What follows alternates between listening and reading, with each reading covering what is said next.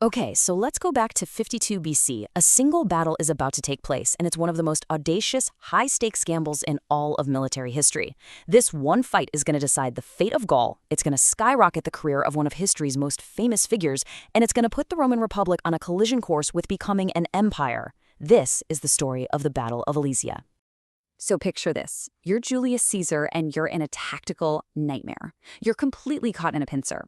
You've got an enemy fortress city in front of you, and you know there's a gigantic relief army about to crash down on your rear. The question isn't just, how do we survive this? It's, how do we win this? And the solution he came up with? Well, it was nothing short of genius. At the heart of any great conflict, you often find two brilliant opposing leaders. And this was no exception.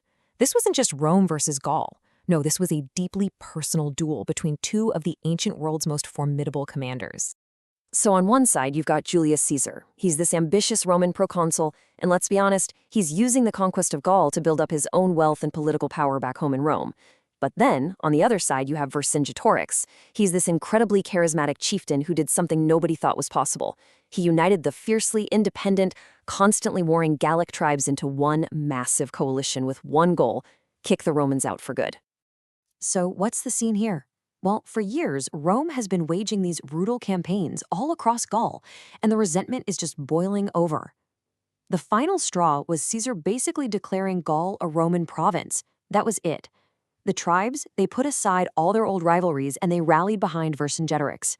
Suddenly, everything Caesar had fought for years was about to be undone. Now, this massive revolt didn't just immediately lead to one big siege. Not at all. It started as this brilliant campaign of harassment and guerrilla warfare that really pushed Caesar's famous legions to their absolute limit. So let's take a look at the high-stakes chase that led both of these armies to their final epic showdown. Vercingetorix was a smart guy. He absolutely knew he couldn't beat Caesar's disciplined legions in a straight-up fight, a pitched battle out in the open. So what did he do? He used a scorched earth strategy. He had his forces burn their own villages and crops, constantly raid Roman supply convoys, basically starve them out. It was a war of attrition, and for a while there, it was actually working. And this period was full of these critical back-and-forth moments.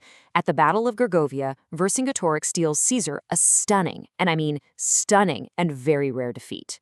It was a massive propaganda victory, and it brought even more tribes flocking to his banner. But Caesar, well, he was nothing if not adaptable. He regrouped, and later, his forces, especially his ace-in-the-hole German cavalry, managed to crush the Gallic cavalry at Ventigene. This defeat forced Vercingetorix to switch up his whole strategy and find a safe place to fall back to. And this is where the real gamble kicks off. Vercingetorix pulls his 80,000 soldiers back to this super-fortified hilltop town, Alesia. But you gotta understand, this wasn't him being cornered. No, this was a calculated move. He was turning his own army into bait. He was confident that a huge Gallic relief army would show up, and together they would crush Caesar's army between the city walls and their own forces. The trap was officially set. But Caesar saw the trap. He knew that relief army was coming. And his response? His response is one of the most mind-blowing feats of military engineering in all of human history. Instead of retreating, he decided to double down. He was going to build his own trap around Vercingetorix's trap. You have to appreciate the sheer audacity of this plan. I mean, look at this. Caesar ordered his men to build two enormous lines of fortifications. Not one, but two. The first wall was to trap Vercingetorix in Alesia. The second, even longer wall faced outwards to keep that coming relief army out. He was at the same time the besieger and the besieged. It's just incredible. So let's break this down real quick. The inner wall, that's the contravallation.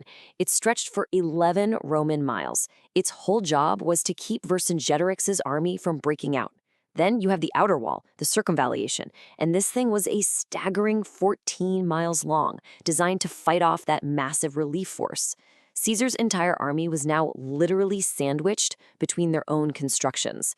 And this gives you a sense of just how insane these walls were. We're talking deep moats, some of them filled with water from a nearby river, ramparts 12 feet high, and watchtowers all along the line. And get this, his soldiers built all of it in just over a month, while they were being constantly harassed by Gallic cavalry. It's almost unbelievable what they pulled off. Oh, but Caesar didn't stop there, not by a long shot. He turned the ground in front of his walls into a literal killing field. He had his men dig these hidden pits with fire-hardened stakes pointing up. The soldiers nicknamed them lilies. They planted sharpened branches angled outwards and even scattered these nasty little stakes with iron hooks all over the place. It was just a brutal, horrifying network of traps designed to maim and demoralize anyone who dared to attack. All right, so the stage is set. The massive Gallic relief army finally arrives. Vercingetorix's trap is sprung. For Caesar and his legions, caught between two enormous enemy forces, this is it. This is the moment of truth. And just look at these numbers. Modern estimates put Caesar's forces at about 70,000 men. Inside Alesia, Vercingetorix has around 80,000. And the relief army that just showed up, at a conservative estimate, another 100,000. So the Romans are outnumbered more than 2 to 1, and they're fighting on two fronts. I mean, the situation looks completely hopeless. And then it begins. A massive, coordinated assault from both sides at once. The relief army slams into the outer wall, while at the same time, Vercingetorix leads his men in a furious charge against the inner wall. The Roman lines are stretched to the absolute breaking point, fighting for their lives in every direction. The noise, the sheer chaos, it must have been absolutely overwhelming. Now, the Gauls were clever. They probed the lines and they found a weakness. As you can see here, there was this one section in the northwest where the hills were so steep, the Romans just couldn't build their fortifications as strong as everywhere else. So the Gauls focused their main attack right there, pouring tens of thousands of warriors into that one spot. The Roman line began to buckle. It was about to break. And this is where Caesar's leadership was absolutely crucial. He didn't hang back in some command tent, no way. He rode his horse along the lines, wearing his bright scarlet cloak so all his men could see him. He personally led reinforcements to the weakest points, plugging the gaps and inspiring his men to just hold on. Right at the brink of total disaster, his personal intervention managed to turn the tide. And then came the masterstroke, the killer blow.